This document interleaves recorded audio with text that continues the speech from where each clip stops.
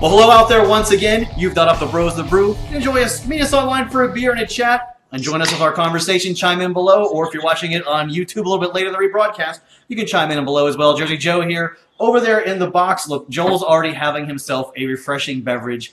How are things out there in Vegas tonight? It's cool. The eclipse went as planned. Mm-hmm. Nothing happened. It got dark for like 10 minutes. Not that dark, but just like there were clouds over the sky, I guess, is like the level of darkness. And then we went on with our lives, and nobody bought $40 glasses. No, same thing here. It kind of got dark, and then it really didn't. But it was a fun event. I periscoped that live. But that's not what we're here to talk about today, because today we're here to talk about tipping. When is it right or wrong to tip? Not cow tipping, by the way, but actual physical money tipping when you're in a bar, a restaurant, a hotel. When is it right or wrong to tip? We've got a lot of comments out there. We invite you to chime in and let us know what you think about tipping, because we want to know. Now, I'm going to be honest. I never worked in a service industry, but Joel, you have. So you're going to be the expert on this show, our crack expert panelist. Joel, when do you think is the right or wrong time to tip? Anybody in a service industry with food, if you go out to a restaurant, if you do valet, you ask someone to check a bag, most free services aren't actually free.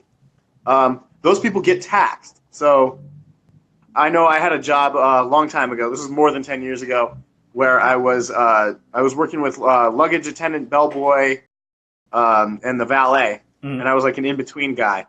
And I would bust my ass so that someone would tip me every single time. Like, there wasn't a day that went by that I wasn't busting my ass trying to get a tip. Some people were really generous about it. Some people weren't at all.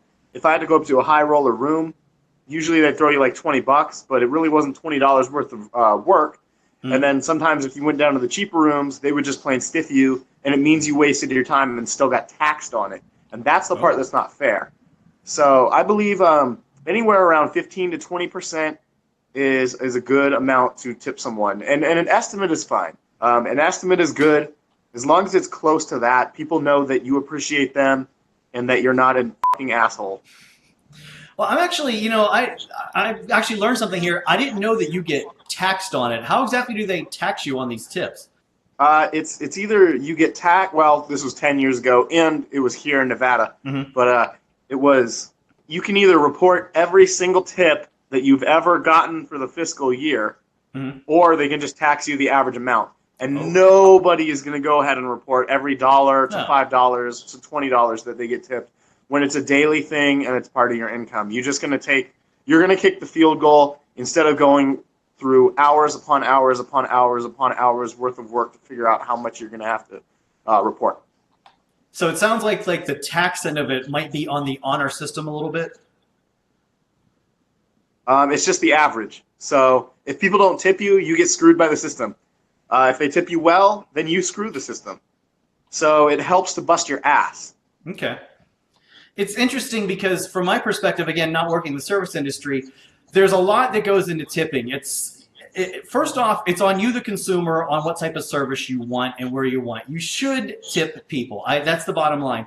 But there's places like here in New York, for example, where there's delis, where there's a tip jar where they make your sandwich. There's a tip jar at the cashier where you cash out. So which one do I tip at? Where does that money go? Who gets what? That's the hard thing. That's number one. And especially here in the New York City area, a tip is almost expected. And I know that's also true in Vegas too, where it's a very tip-oriented city. But there's a lot of other places around the world that don't do that. So when foreigners come here sometimes, they unintentionally stiff people.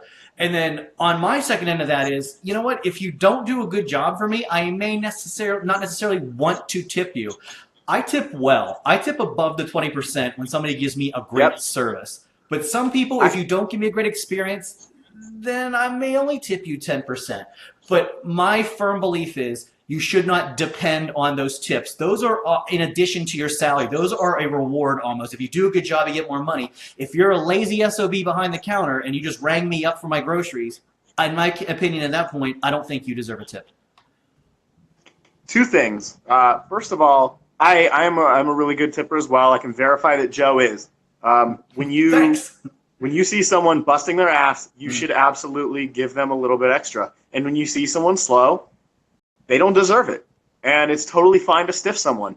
It is totally 100% fine to stiff someone that isn't working hard. I've done it before. In general, Joe and I are both very, very good tippers. I can speak for him because I don't know how many times me and him have gone to food or drinks over I don't know how many states across the country. It's a lot. Yeah. But it's you should do it based on your opinion. The second thing is usually people that work in the tip industry are making minimum wage or close to it. So to say they shouldn't depend on it is kind of tough for them, because if they're not depending on it, especially when it makes up a huge portion of their income, it's a little bit rough for them to decide to figure out how much they're going to have to pay for basically everything in life. And I know you're very good at preparing things. I'm very good at preparing things. But there's some kind of part of life where you have to be able to plan out the important parts of it. And for people in the tip industry, they need to be able to plan out how much they're going to pay for rent, not just based off of their baseline income, because they make a lot more than that. Okay, think of it like this. So the average person tips, what, 10%? Yeah. That's a low tip on like the scale. But say the average person tips 10%. You and I might tip 20 for average. Yeah. And a lot of people will stiff people in the tip industry. Yeah. But how much would you like a 10% raise? I mean, that's on the low end, like I'm saying. A 10% raise would make the difference for you and for me, depending on where I wanted to live and what kind of car I wanted to drive and how much I was going to spend every month. I wouldn't live in the ghetto and walk around blowing money everywhere I went, because it doesn't make sense. And it doesn't make sense for people in that industry. And so the expectations thing is kind of a slippery slope. Yes. But at the same time, these people have to know kind of what they're getting into. And that's why it does make sense to get taxed on the average amount. And then that person in the industry can decide whether they want to just plain get taxed the average amount for tips, or if they want to do the hours and hours and hours and hours worth of work to try and figure out their individual tips. It's a lot, but also people in those industries, you know, everybody wants to strive to be better. Everybody wants to step up and improve their life. So you're going to make, you know, a small-time salary working at a bodega here, again, not to knock them, or you go over on Park Avenue, or you go work in an Atlantic City casino and 10 bar, where now you're going to make a lot more money in salary, a lot more money in tips. A lot of that comes down to the person, too, what they want to be, what they strive to be, and how hard they work. That should determine, again, in my opinion, what type of tip you should get. There's no right or wrong answer here, and it's almost on you, the person, when you see somebody like that, you know, doing a job for you, tipping them. I appreciate workers that bring me food. I appreciate delivery guy that was here earlier tonight. I gave him a 20+% tip because, you know what, I thank him for doing that. But then I also feel bad when FedEx drops my Amazon packages off here because I don't tip the FedEx guy. So that's where people get confused what's right or wrong. And I'm also happy I don't have a doorman building because I have to tip him at Christmas time as well. It's a little bit too much. I'm not exactly sure those are like taxable professions either, though. So those people aren't expected to have a tip like federally. I know like the doormen here in Manhattan make bank. Some of these guys like over in the like Upper East Side luxury area can pull down 6 figures easily, and that's before tip. And all you're doing is opening the door, greeting people now, okay, you're getting their help and get their groceries in. I mean, you know, it's not like, you know, you're not doing open heart surgery. Again, I'm not meaning to knock that because, again, these positions need to be done. But that's why I'm saying it's up to you if you want to work in a restaurant and sweat yourself, you know, until you're 50, 60 and only get a small amount of money, or do you better yourself and want to do more? It's also that's also on you. It shouldn't be on me, the consumer, to feel bad whether I tip or not, because that's also, it's on me to do that as a service, but you shouldn't bank on my tip. That's what I'm saying. It's tough. We're talking about a really, really broad issue as well. Oh yeah. So that whole opinion really comes into play on something like this. That's also where I'm coming from. That definitely is opinion. Well, we got a bunch of comments, by the way, so let's get to some of those because I know we're running along already. Let's go to our first one where Ian says, way too much. Getting ridiculous how many places expect me to tip. Just like I was saying before, though, it feels like everywhere you go now, people have their hand out wanting a tip. Even Uber now had to start it because people wanted a tip as Uber drivers. Right, I get you. Yeah. What's the next one? Yeah, we got more. This time, Mr. Pizarro says, get rid of the tip jars. One place the cashier said it goes straight to the management. Another place said it is split between the coworkers. That's also a good question because sometimes I want the workers to get my tip, not some manager sitting in the back. He might be administrating it, but he's actually not the one doing the physical task. At least I don't want my money going to the manager. I think the workers should be getting it. Right, exactly, and you don't know. So that's another thing to take into account. And I think you should read the comment from, I'm sure you're going to. You should read the comment from my friend in the UK after this one. Oh, yeah. As a matter of fact, I have it right here. Look, you read my mind. You knew it was coming. All right, let's take it. From the UK, we've got, in the UK, we don't tip bar staff. Maybe let them keep like 20 pounds change. Keep the change. All right, I don't know if I want to give somebody, 25 cents or pounds. I know it's a little bit more over there. At least I think they deserve a little bit better than that, especially a bartender. They're not expected to bring in any. It's kind of like your little utopia, like a utopian version of what you're talking about right now. They aren't expected to bring in tips, so they're paid better. Yeah, that's basically it. And maybe that's one thing. Maybe that's what we're doing wrong here. Is maybe they should be paid better. Let's give these people a bit more. Again, we're talking about an opinion type of thing with a really, really broad topic. So we're talking about two really, really strong, different contrasted cultures. One of the problems, though, that I'm going to bring up is McDonald's, for example. These workers here in New York demanded a higher minimum wage. So McDonald's, instead of passing on price back on to me, the consumer, they lowered, instead of raising the price of the burger, what they did is they replaced all these people, unfortunately, with automated kiosks. I think that's going to happen to most Americans. That's just the way things are. We're all going to get replaced by technology eventually.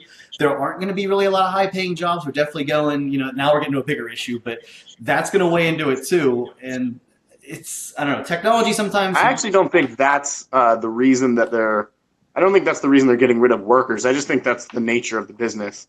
But that's a little bit off topic. It's nature of business, but they don't want that to affect It's kind of like that in a couple line. other places too, not just McDonald's. That's kind of out here on the West Coast a little bit. But I don't think that has anything to do with tipping. I think that has to do with technology, and that ship has already sailed for this show. So.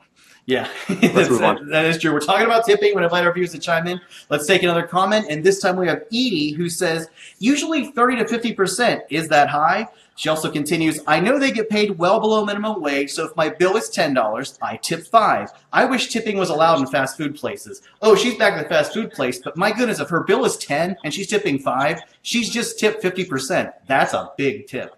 Edie lives with her parents for sure. That I don't know.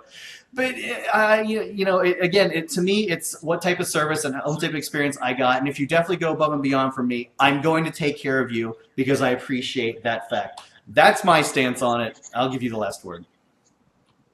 I'm with you overall. Same thing. I mean, work hard, earn it. Usually people have good hearts and will throw you a couple bucks. Yeah. There's no right or wrong answer on this one. It's a really big topic, and it's one that we could sit here and debate all night long. I know a lot of people could chime in and debate on that even more. Again, it's just what you feel is right in your heart. But, hey, we don't pull any punches here. We're going to talk about the big topics, and sometimes we got an answer people are going to want to hear, and sometimes we don't. No guarantees, brah. Yeah, that's right. But make sure you click that subscribe button or give us a like because you don't want to miss more fun, including this Thursday on Kick It Back with Jersey Joe. Alexa's Comedy Club is open again. That's right. It's part 2 for Alexa telling their great jokes. Wait till you see how she brings the house down. Thursday at noon on Kick It Back with Jersey Joe. No serious topics. That one is nothing but pure fun, and we hope you can join it for that. We want to thank our live viewers for joining us for this show, by the way. The little bro in the box over there is always. Featuring. Yeah. I got a tip for you, Joel, by the way. It's time to shave. Well, he's going to kill me. Yeah, he's got a little stubble going on today. Jersey Joe here, Ion. Thanks for watching. We'll see you next time, I hope.